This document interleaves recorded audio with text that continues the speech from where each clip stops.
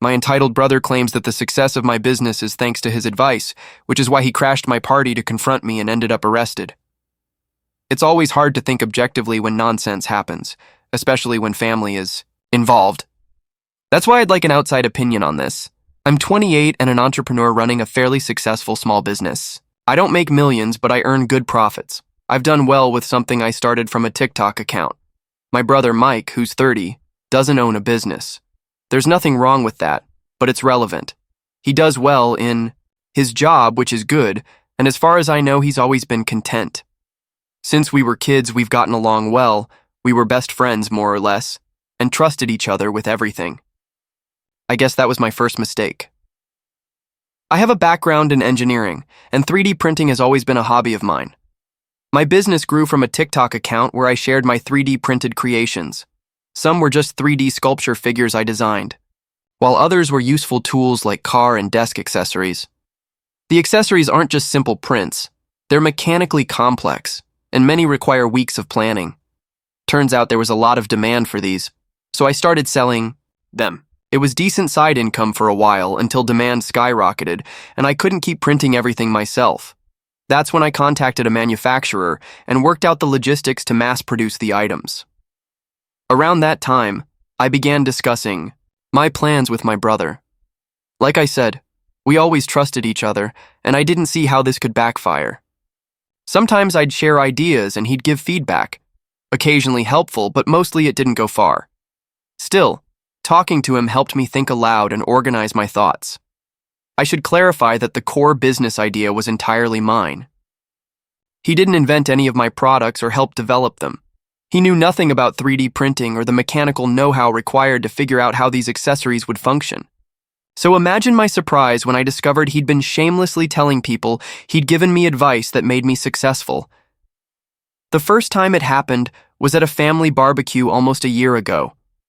I was mingling in the yard, making sure everyone was comfortable. The mood was relaxed and everyone was having fun. My Uncle Terry was manning the grill and Mike was talking to him. I grabbed 2 beers and walked over to chat. I caught the tail end of their conversation and heard Terry mention something about my business. By then, things were going well. I was mass-producing merchandise and making good profits.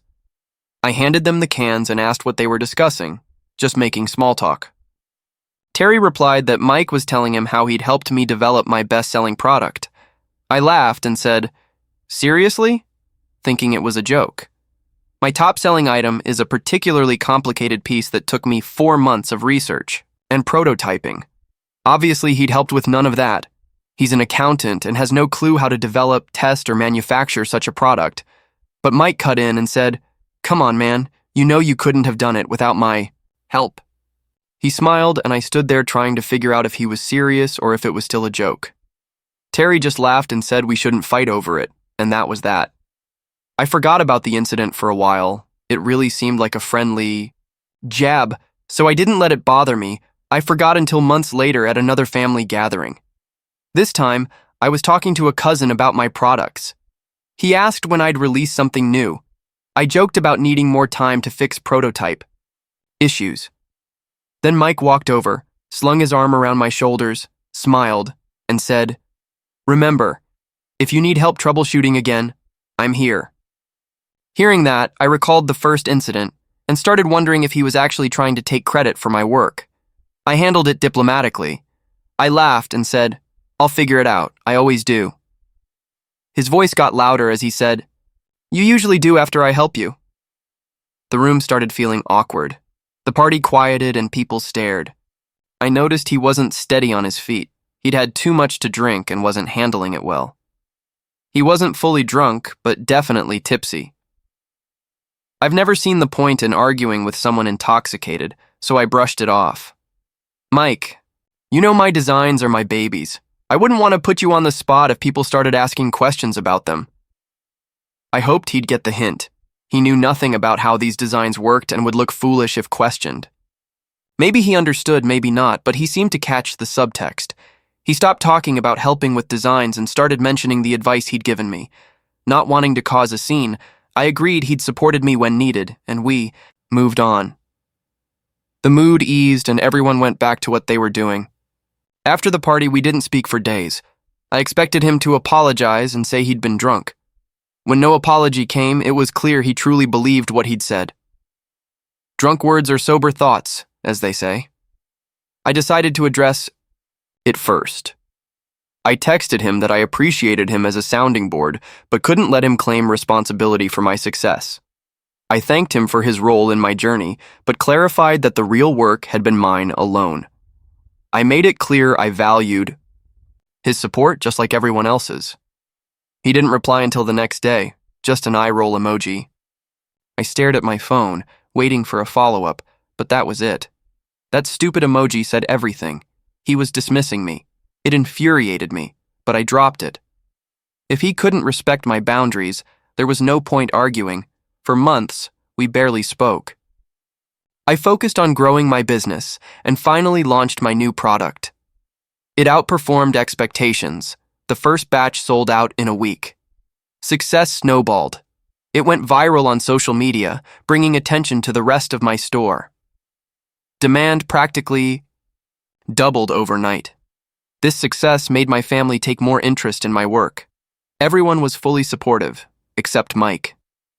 I heard nothing from him, and honestly, I preferred it. He couldn't take credit for this product since we hadn't spoken during development, but I didn't want to give him the chance. Turns out he didn't need it. He was happy spreading lies behind my back.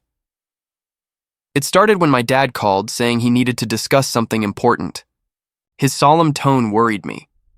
To make it worse, he refused to explain until we met in person. I half expected news like, "You have 6 months to live."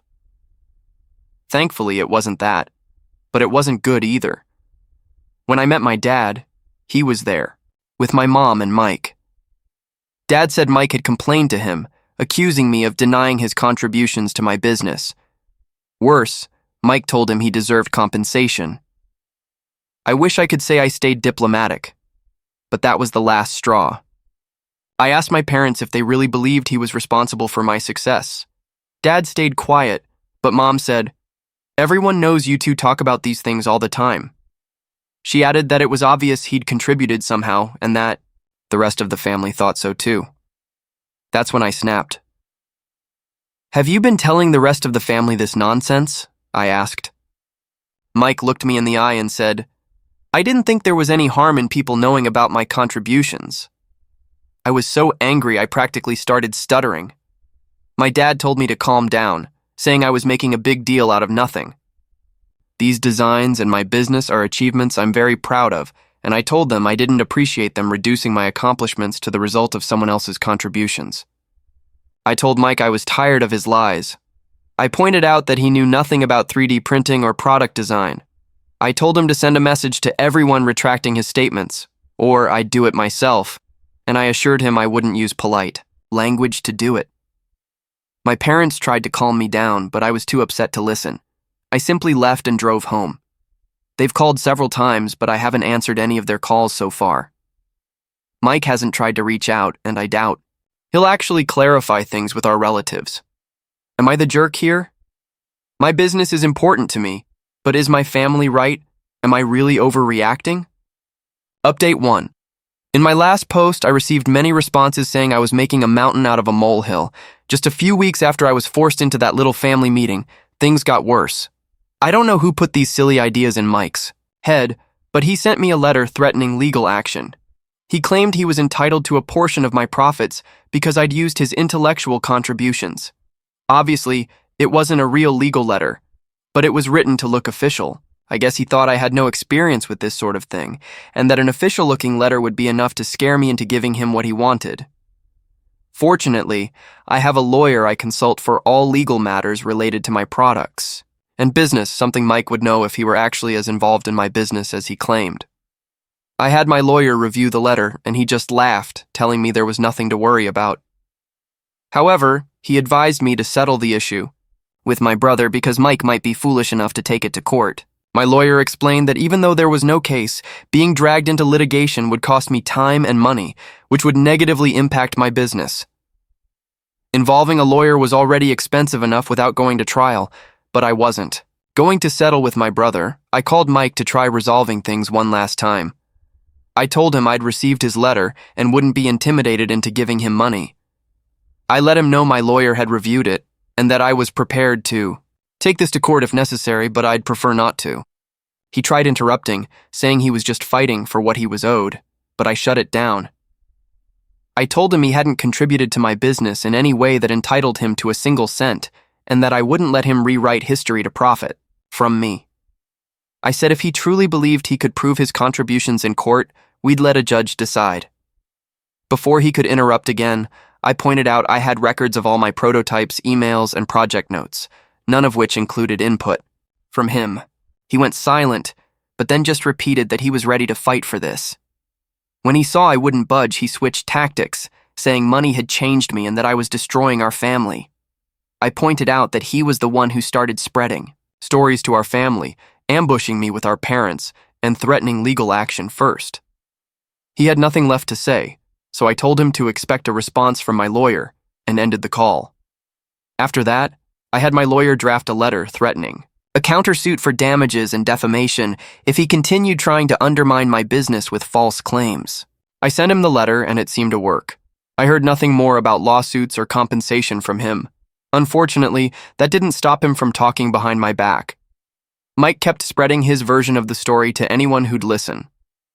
Now some relatives treated me differently and gave me odd looks. A few even told me he'd been saying I'd become arrogant or sold out now that I was successful. He also added the detail about my legal threat, conveniently omitting that he'd threatened legal action first.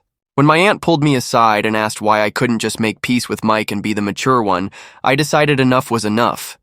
This wouldn't disappear if I gave him credit or the payment he wanted. I called my lawyer to help draft a formal clarification for the family and set the record straight, and I had the evidence to back it up. My lawyer and I spent hours reviewing my prototypes, research notes, and messages with engineer friends who'd been part of my brainstorming and testing sessions. Every document was dated and time-stamped, showing all ideas and designs were entirely mine, with no contributions from my brother. The letter detailed a timeline of my entrepreneurial journey and included photos of early prototypes, blueprints, and emails with my manufacturer. I also attached copies of conversations I'd had with Mike, all of which were vague discussions with no real feedback from him. I sent the letter, along with supporting documents, to key family members, those who'd spread the information and those who'd seemingly taken Mike's side. I wanted them to see his claims were baseless, and that his attempts to paint me as the family black sheep were built on lies. The letter had the desired effect. Some relatives were stunned by the depth of the evidence and reached out to apologize for not understanding sooner. Others were more reluctant to admit they'd been wrong, but the letter left little room for doubt. A few still insisted I should pay him something for his brotherly support, but I ignored them. I knew I couldn't win everyone over immediately. It felt like a weight had been lifted. Since then, Mike hasn't contacted me to apologize or made further threats, but I've heard he still tries complaining to some family members. My dad told me no one pays him attention anymore. Everything was fine until my birthday. I'm not usually one to celebrate birthdays, but this time I decided to throw myself a party. I wanted to celebrate my business's recent success, and honestly, I felt my life was finally heading in the direction I'd always wanted. I sent invitations to supportive friends and family, and unsurprisingly, didn't invite my brother. We hadn't spoken in a while, and he hadn't reached out with any apology. I didn't want him there to ruin the mood. I made it clear to my parents Mike wasn't invited. They weren't thrilled, but didn't put up much resistance. The party turned out great. Some good friends went all out with surprises, making the night truly special for me. But guess who had to show up? A friend told me there was a commotion at the venue's entrance. When I went to check, I found my brother arguing with security, insisting he was too important to stay outside. He was yelling that he was my brother and business partner. That drove me over the edge. He was still pushing this absurd fantasy about playing a major role in my business. Everyone in the family knew he was a liar, yet there he was making a fool of himself. Right then, I realized he'd never stop playing this game. I didn't have the energy to keep circling the issue, waiting for him to come to his senses. I was done with him. I told security to remove him. He stared at me, then exploded, screaming and calling me a sellout who didn't care about the people in his life. I told him to shut up and that I wanted nothing to do with him. I said I didn't care if he was jealous of me, angry he hadn't achieved anything in his life, or whatever feeling drove him to steal credit and drag me down. I was tired of hearing his complaints. I told him I didn't want to see him and that he was banned from any future events I hosted. Then I turned my back and returned to the party, but my peace didn't last. I was told I was needed in the parking lot. My first thought was that a guest had parking or entry issues. Surprise, my brother was making a scene again. A small crowd had gathered around him near my car. 2 people were restraining him as he tried to break free and approach my car. That's when I noticed the crowbar in his hand and the crack in my car's rear window. He was struggling to smash my car again. My blood boiled. All the frustration I'd been bottling up turned to rage, and I yelled, "What's your problem?" When he saw me approaching, he stopped struggling and dropped the crowbar. I think the people holding him took that as a sign he was no longer a threat and let him go. At that moment, I was just inches away from him and didn't have time to react. He threw a punch. I was slow to dodge, but managed to pull back enough that it only grazed my chin instead of hitting my face square on. I was so furious I didn't give him a chance to swing again. I just tackled him to the ground and punched him back. I only hit him once before feeling hands yanking me away and realizing he was already unconscious. I'd never been in a fight before, and I remember being shocked someone could be knocked out so easily. A minute later, he started waking up. I sat on the curb with ice on my chin while we waited for the police. I insisted on calling them. He'd shown up uninvited, damaged my car, and attacked me. I was done cutting him slack. When the police arrived, they took statements and hauled Mike away. The mood was ruined. I struggled to enjoy the rest of the night, but forced myself to keep going. It felt like a matter of principle not to let him wreck my party. The next few days were chaos. My parents were livid with me over Mike's arrest. I had to remind them he'd escalated things at every turn, and that this time he'd crossed into dangerous territory. My dad said I'd overreacted by calling the cops, but I argued that vandalism and assault weren't just family drama. After filing charges, I focused on protecting myself and my business. I got a restraining order to keep him away from me in any future events. The legal process isn't going well for him. He's already been ordered to pay for my car repairs. Thoughts? Upside? No one's heard a peep about him claiming credit for my business lately. He's not speaking to me either, which is fine by me. Overall, I'm slowly reclaiming normalcy in my life, and it feels great. Some relatives still think I went too far, but I'm guarding my peace. If they don't like it, they can go to hell. Update 2. I know you've been waiting, so here's the latest on my brother's antics. Mike decided to copy my store, including my products, because he claims they're his too. The only hiccup? The accessory patents say otherwise, and he's never spent a second designing anything. He didn't launch this venture alone. He partnered with someone else since he has zero experience in this field. To make it worse, he quit his job to pursue this. I guess he thought copying me would guarantee success, but he was dead wrong. If he'd asked for advice, I'd have told him not to quit his job, and no, I wouldn't have demanded a cut of his salary for my help. I'd even have let him take full credit for any success despite my input. That's the kind of brother I am. I also wouldn't have run to the family claiming he owes his career to me, which sounds insane, but no crazier than his own stunts. So with my lawyer, I did what had to be done. Sued. He didn't just copy my designs. He made near-identical TikTok videos and ripped off parts of my store's name. Basically, he borrowed way too heavily from my business. I know he didn't cheap out. 3D printers aren't free. Thankfully, he didn't secure suppliers or stock inventory, which would have sunk him deeper. The lawsuit ruled in my favor since his products were blatant copies. He had to stop selling them and pay damages.